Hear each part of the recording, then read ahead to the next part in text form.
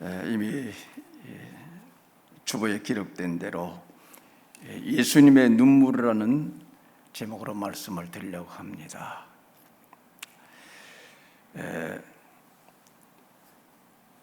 사람에게는 아주 고귀한 액체 세 가지가 있죠. 그건 땀과 눈물과 피입니다. 땀이 있어서 우리의 삶의 성공을 이룹니다. 땀 흘리지 않고 얻은 재물, 땀 흘리지 않고 얻은 지위, 그거 불행의 씨앗이 될 수 있습니다. 사람은 땀을 흘려서 얻은 재물, 땀을 흘려서 얻은 행위, 열심히 공부하고 열심히 일해서 얻은 것만이 진정 자기의 소유고 그것이 자기를 행복하게 합니다. 땀이 필요합니다. 눈물이 필요합니다. 눈물은 우리의 마음속에 쌓인 오물들을 씻어냅니다. 악한 마음, 더러운 마음들을 씻어냅니다. 마음을 깨끗하게 합니다. 인격을 새롭게 합니다. 눈물은 우리의 인격과 깊은 관계가 있어요. 인격이 훌륭한 사람은 눈물이 많은 사람입니다. 또한 피가 있는데 피는 생명이죠. 피가 기본입니다. 피가 있어야 살아요. 피 없으면 죽습니다. 이렇게 우리 몸에는 고귀한 액체 세 가지가 있는데 오늘은 특별히 눈물에 대해서 말씀을 전하려고 합니다. 오늘 성경의 말씀을 보니까 예수님이 3번 눈물을 흘리셨습니다. 제가 주보를 작성할 때 본문 3가지를 다 적고 앞에 것만 읽으라 그랬는데 본문 3가지 적지 않아서 읽으면 좋았는데 어디에서 읽었는지 다 잊어버렸을 거예요. 나중에라도 한번 또 다시 듣고 한번 찾아보세요. 첫 번째 예수님께서 그 눈물을 흘리셨다는 기록은 요한복음 11장에 나타났죠. 이건 나사로의 죽음 앞에서 흘린 눈물입니다. 나사로의 집안은 예수님과 참 친하게 아주 예수님도 그 가정을 사랑하고 그 가정도 예수님 무척 사랑한 그런 관계였습니다. 마리아는 예수님에게 기름을 부어서 발을 씻고 참 극진히 대접한 사람인데 따라서 예수님은 나사로도 잘 알고 있고 그를 사랑한 것 같습니다. 그런데 그 사랑하는 자가 병들었다는 소식을 듣게 됩니다. 물론 사람을 보냈겠죠. 그 병들었다는 소식을 듣고 예수님께서는 바로 가지 않았습니다. 성경에 보면 예루살렘과 그 베다니 나사로가 있는 집의 거리는 불과 5km에 불과합니다. 기록으로 봐서. 예수님이 예루살렘에 있었다고 한다면 5km 거리에 있었는데 5km로 간다면 걸어서도 몇 시간이면 갈 수 있죠. 그런 거리에 있는데 예수님은 그 소식을 듣고 가지 않았습니다. 왜 가지 않았습니까? 예수님께서는 그 가지 않은 이유를 제자들에게 간단하게 그렇게 설명했습니다. 나사로가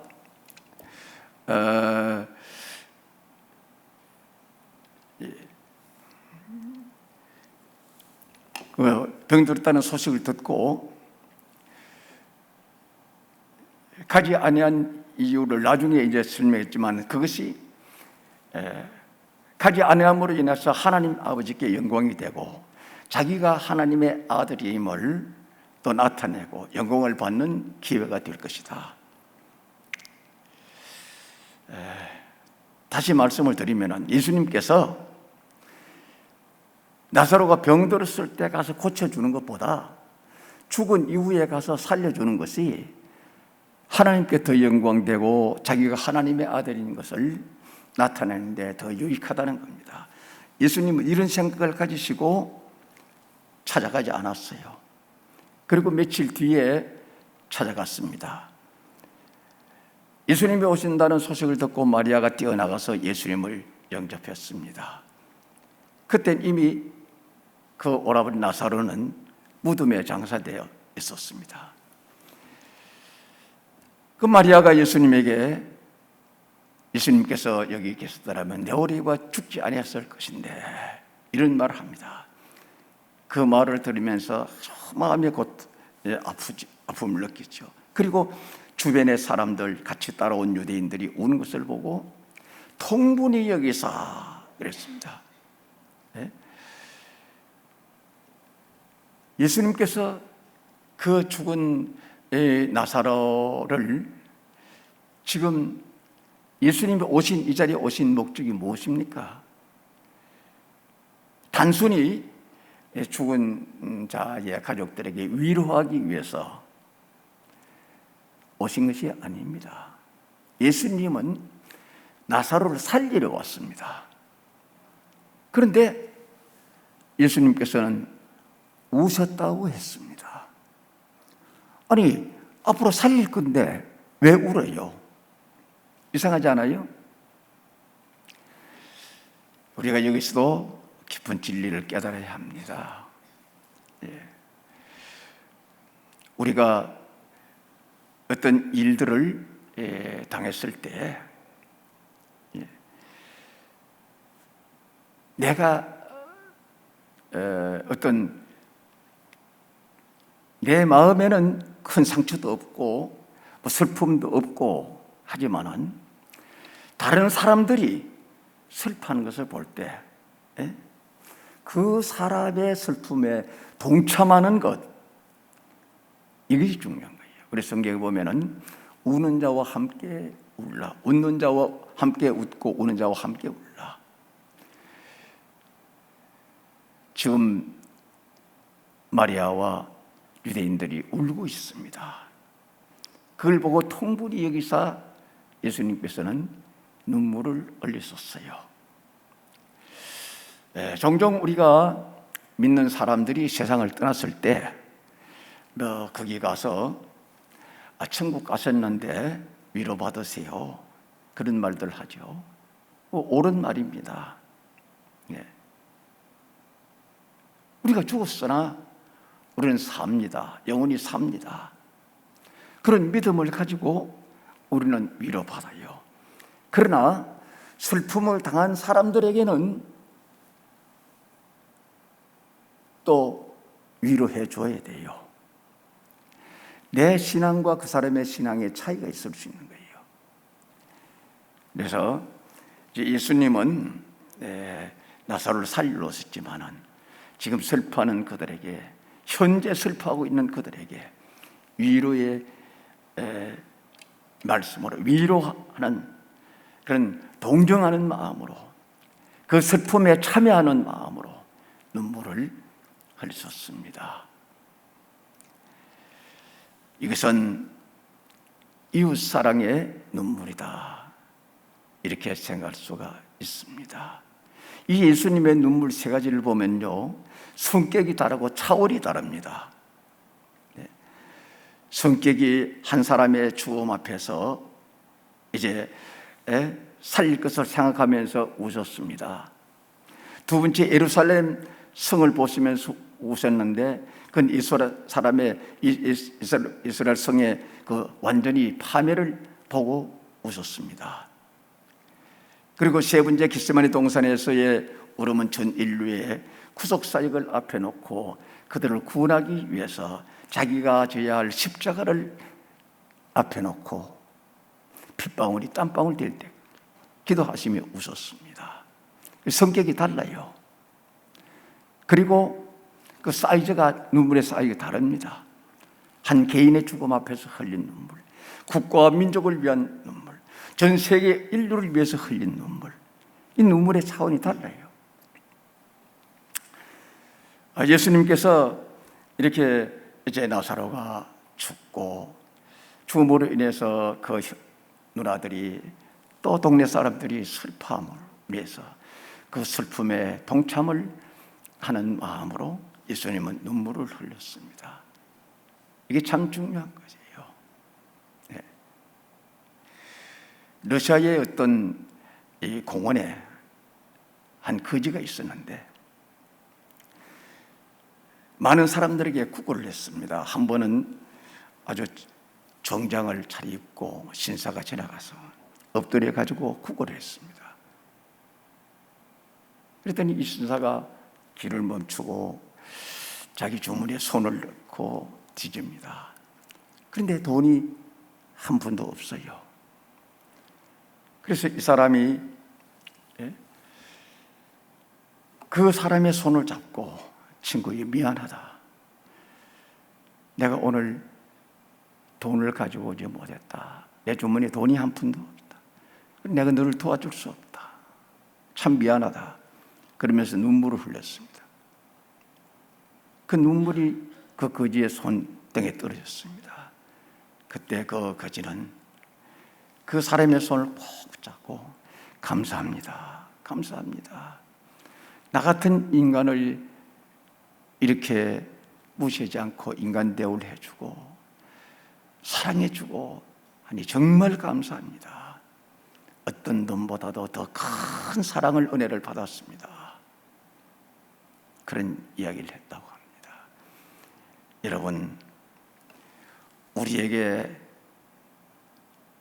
슬픔을 당한 사람들, 어려움 당해 처해 있는 사람들, 그 말 한마디가 큰 위로가 될 수도 있고 그들에게 큰 용기를 줄 수도 있습니다. 예수님께서 나사로의 죽음으로 인해서 울고 있던 그 동네 사람들, 그 사람들과 함께 울음에 동참해서 울으셨습니다. 오늘 우리는 이웃사랑은 가장 기본적인 사랑이기도 합니다. 여기 이웃사랑이라는 건 내 가족사랑, 우리 교우들 사랑, 우리 동네 이웃사랑, 그것만이 아닙니다. 이건 기본적이지만 성경에 내 이웃을 내 몸과 같이 사랑하라는 말씀은 이건 우주적인 사랑입니다. 전 세계 모든 사람들을 내 이웃으로 생각하고 사랑하는 이야기입니다. 여러분, 우리가 사랑하는 사람들이 죽거나 병들거나 사고로 또 굉장히 어려움 당하면은 슬퍼하지요. 당연합니다. 그런데 우리는 텔레비를 보면은 많은 사람들이 코로나로 인해서 죽어가고 고통당하고 저 앞으로 굶주려서 바짝 말라가지고 죽어가고 또 아프가니스탄 저쪽에 또 그 미얀마 이쪽에 또 내란이 일어나서 얼마나 많은 사람들이 죽고 합니까? 이런 걸 보면서도 참 내 자신이 그런 생각이 들어요. 그 사람을 보면서 내 눈에 눈물이 없어요. 전에는 제가 우리 유산 가족들 만났을 때 그 텔레비 보면서 참 많이 울었어요. 근데 지금은 눈물이 말라는 것 같아요.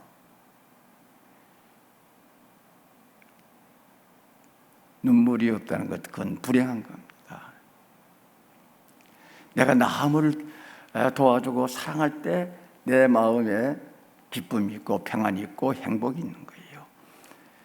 도와줄 사람에게 도움을 주지 못하면 마음이 편하지 않습니다. 우리 예수님은 이렇게 가까이 있는 사람들의 그 고통을 함께 동참하고 웃었습니다.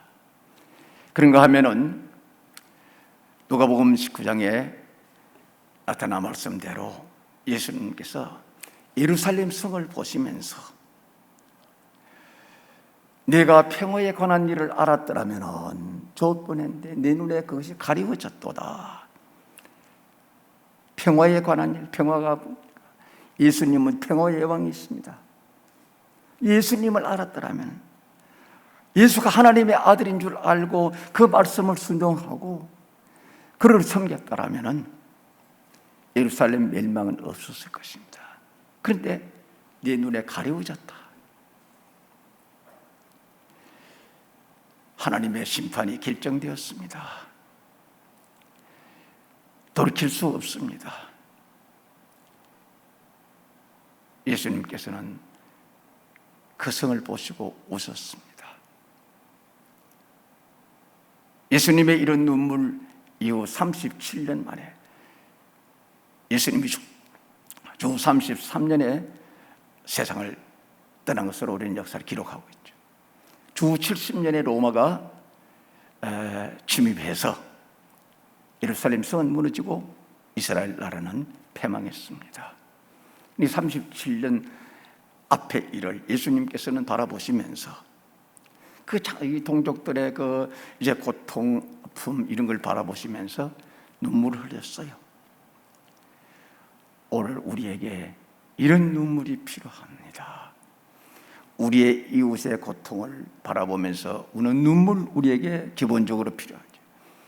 그런데 우리는 지금 국가를 위해서, 나라와 민족을 위해서 지금 우려할 시점에 있습니다.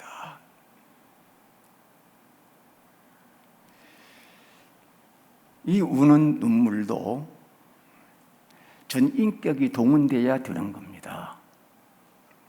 우리는 인격을 가진 사람, 인격이라는 건 뭡니까? 지정의를 말합니다. 예? 예수님께서 성을 바라보시면서 우신 것은 앞으로 있을 환난, 패망 이걸 알았어요, 예수님이. 근데 저희들이 알지 못함이라 그들은 몰랐어요. 예수님은 알았어요. 알고 그 다음에 그 마음의 아픔을 느꼈습니다.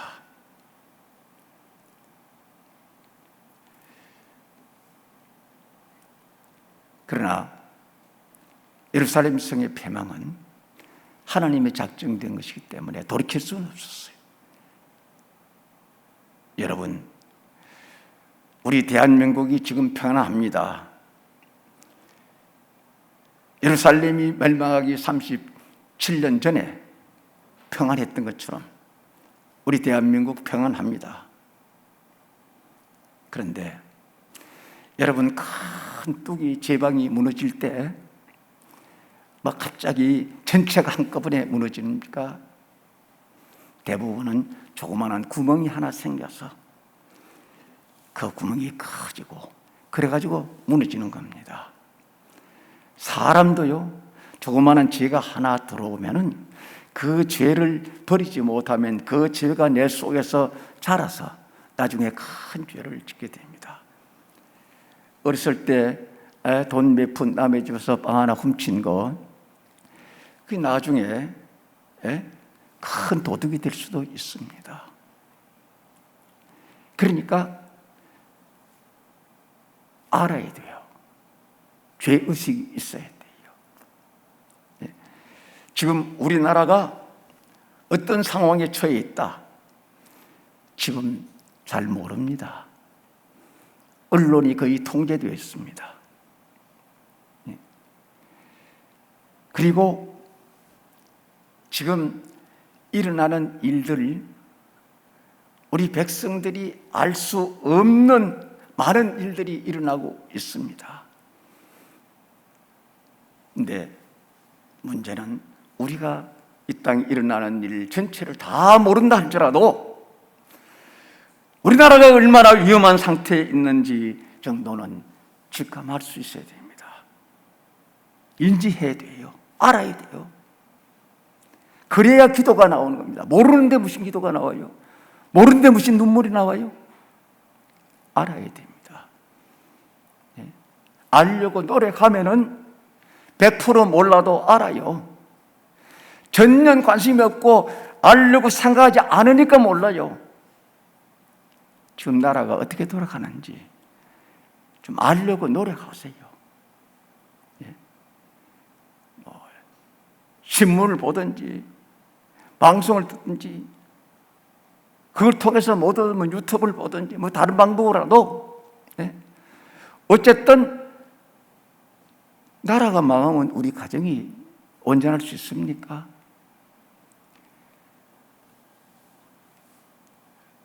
나라를 위한 기도, 나라를 위한 눈물, 이게 절대로 필요한 시점에 와 있습니다.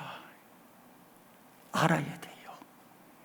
여러분, 어쨌든 우리나라 지금 형편이 어떻게 돌아가는지 좀 알려고 노력하세요. 물론 우리가 듣는 정보가 100% 맞는 것이 아닐 수도 있습니다. 잘못된 정보도 많이 있습니다. 그러나 우리가 알려고 노력하면 하나님께서 지혜를 주셔서 알 것을 알게 해 주십니다. 예루살렘 성을 향해서 우셨던 우리 주님의 그 지식과 미래를 보는 안목, 그리고 그 백성들의 죽어가는 그 모습을 생각하시면서 안타까워하는 눈물을 흘리는 그 예수님, 오늘 그 예수님의 눈물이 바로 우리에게 필요한 시점입니다.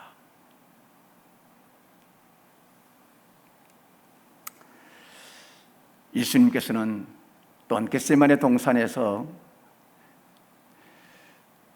십자가를 앞에 놓고 인류의 죄를 대속하시기 위한 이제 십자가를 앞에 놓고 핏방울이 땀방울 될 때까지, 땀방울이 핏방울 될 때까지 눈물로 기도했습니다. 히브리 기자는 통곡으로 하나님께 아뢰었다라고 표현을 하고 있습니다. 예수님은 인류의 구원을 위해서 자기가 십자가를 져야 하는데 그 십자가는 인간적으로 볼 때 너무 고통스러운 것입니다. 그래서 아버지여, 이 잔을 내게서 옮기시옵소서. 할 수만 있으면 이 잔을 옮기시옵소서. 그러나 내 원대로 마시고 아버지의 원대로 하옵소서. 이렇게 하나님 앞에 기도했습니다. 예수님은 자기 나라를, 자기 백성을 사랑했습니다. 그리고 나아가서 전 인류를 사랑했습니다. 이 사랑에서 눈물이 나온 겁니다. 어떤 유행가 가사에 눈물은 사랑의 씨앗이라고 그런 말도 있는데 아주 틀린 말은 아닌 것 같아요. 성경적인 그것도 의미도 있어요. 여러분, 정말 예수님이 그 개인을 사랑하고 인간 한 사람 한 사람 사랑하고 자기 민족을 사랑하고 인류를 사랑하기 때문에 예수님은 이렇게 눈물을 흘리셨습니다. 성경에 보면 예수님께서 3번 눈물을 흘리셨는데 웃었다는 기록은 한 번도 없어요. 왜 웃지 않았을까요?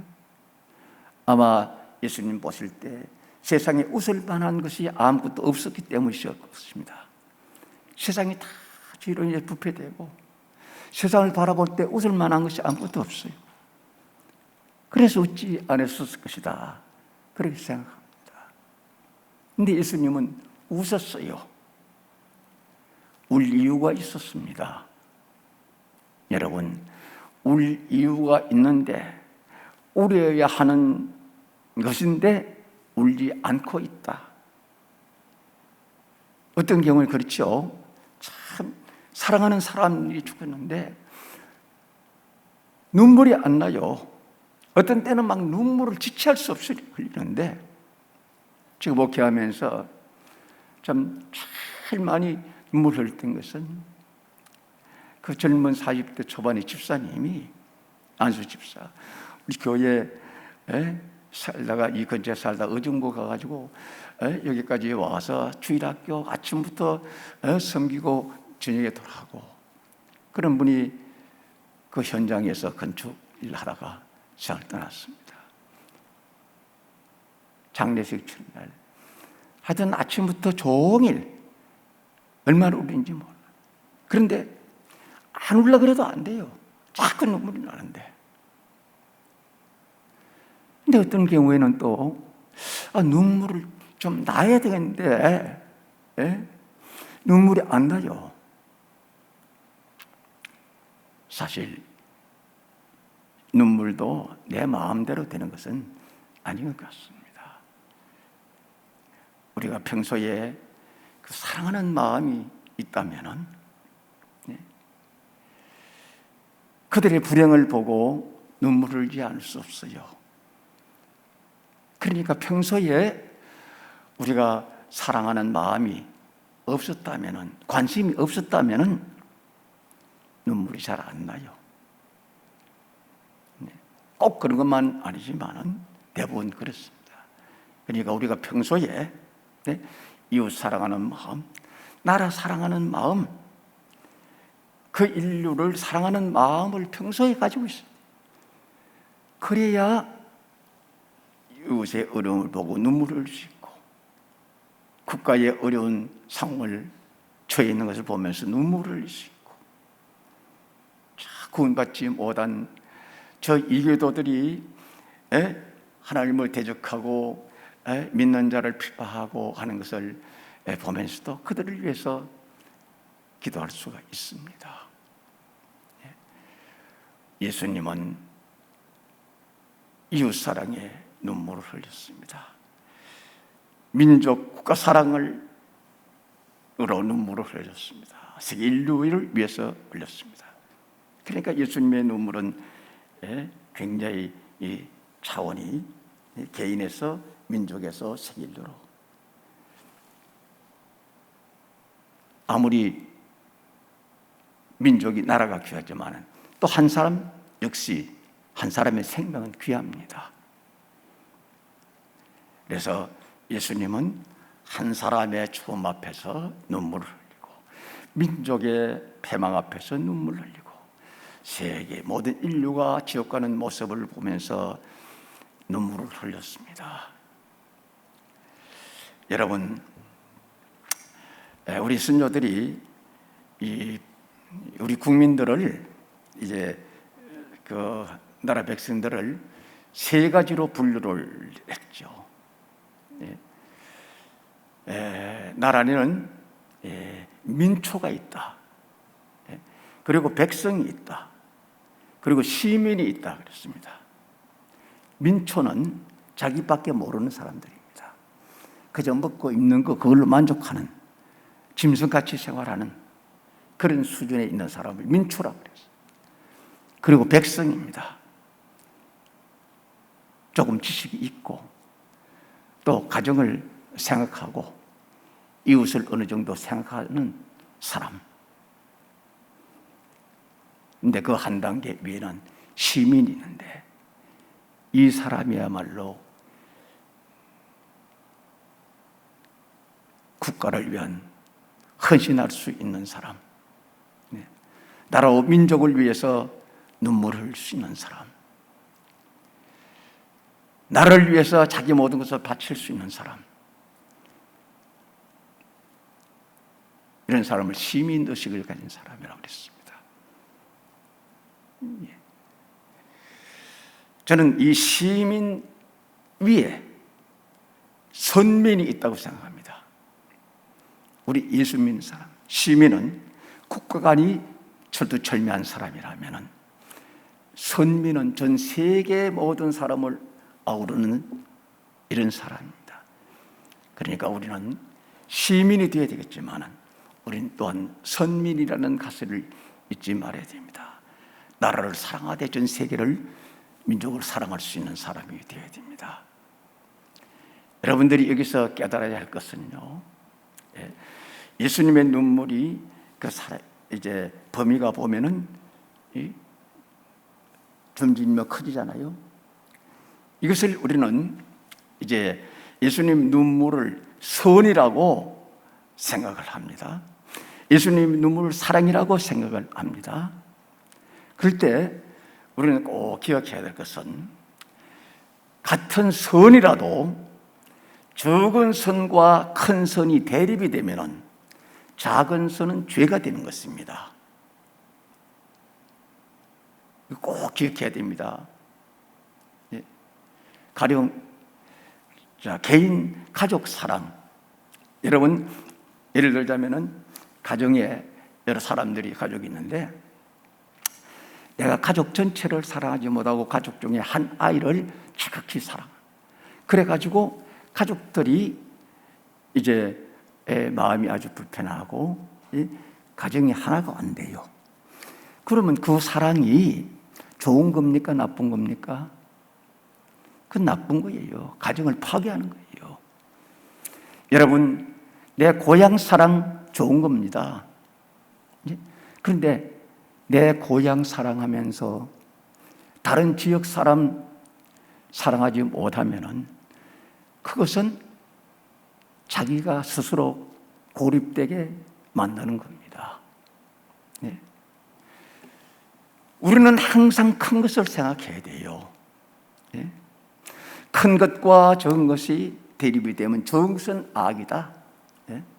나라 사랑과 내 개인 가정 기업 사랑이 나라에 해가 된다면 그건 죄예요.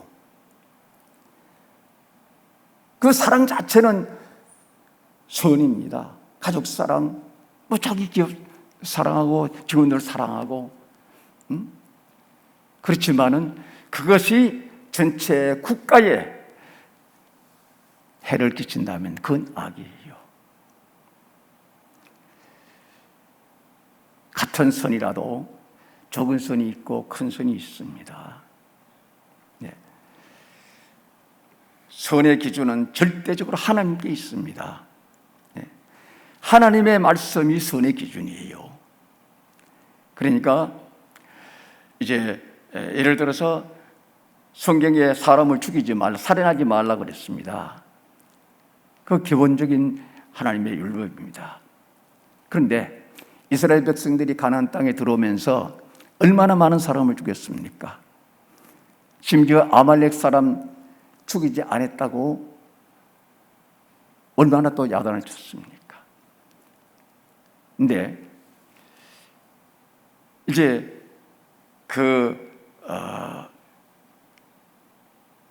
하나님의 법이,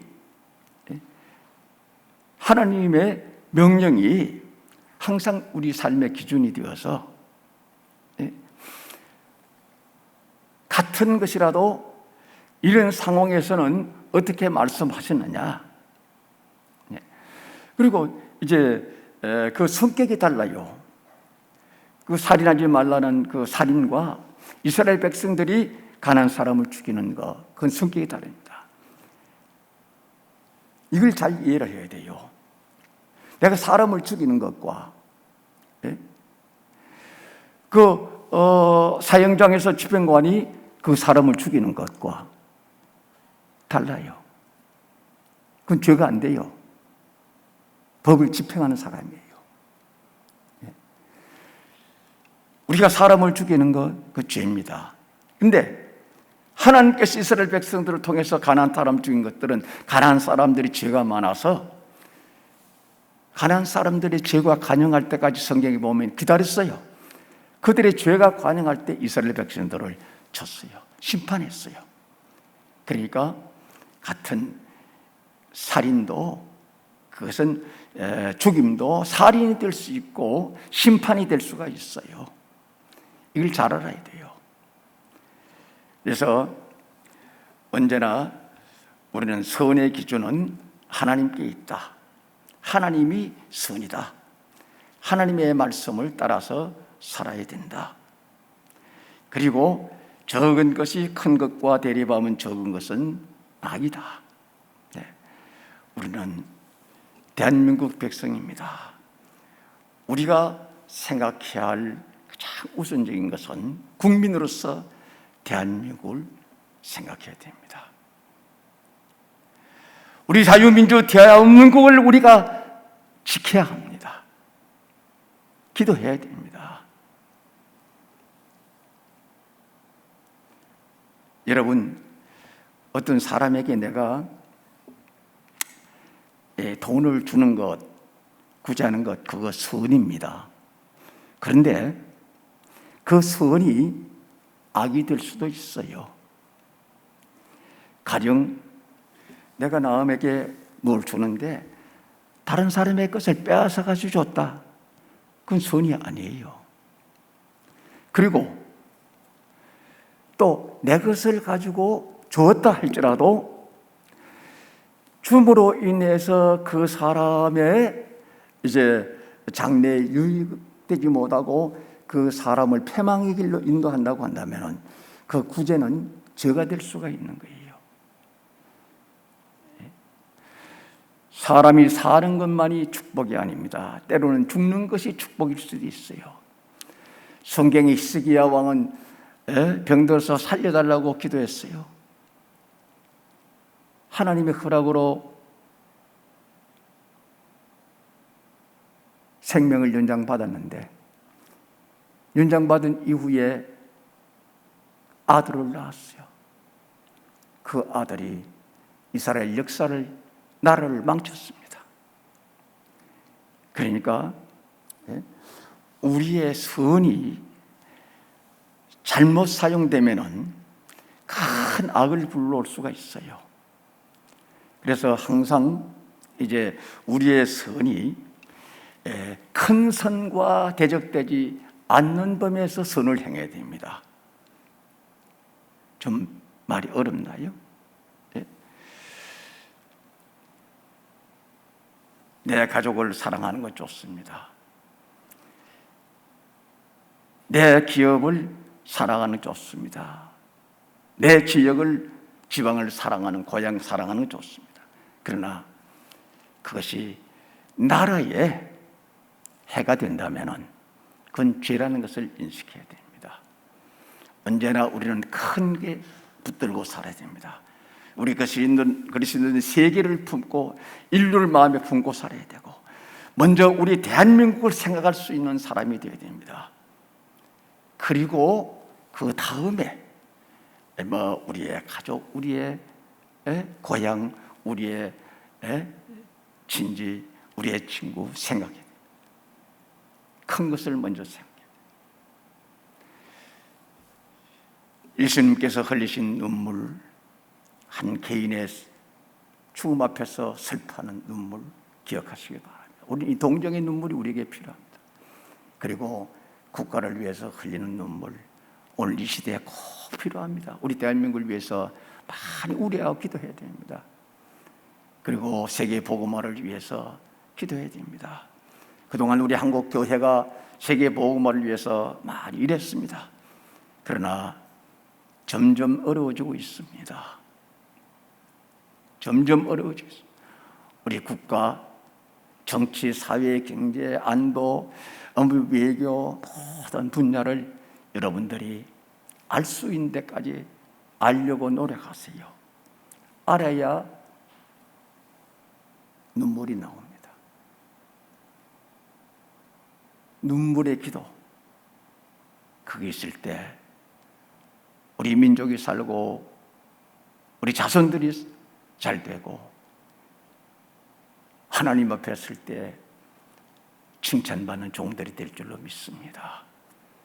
예수님이 흘리신 눈물, 이 적게 난 가정, 이웃을 위한 눈물, 국가를 위한 눈물, 전 세계 인류를 위한 눈물 꼭 기억하시고 우리는 항상 이런 좀 가까이 온 이웃을 위해서도 울고 나라를 위해서도 민족을 위해서도 우는 정말 그리스도인다운 예수님의 눈물을 내가 품고 사는, 예수님 흘린 그 눈물을 흘릴 수 있는 이런 사람 되기를 진심으로 소원합니다. 그렇게 되기를 또한 축원합니다.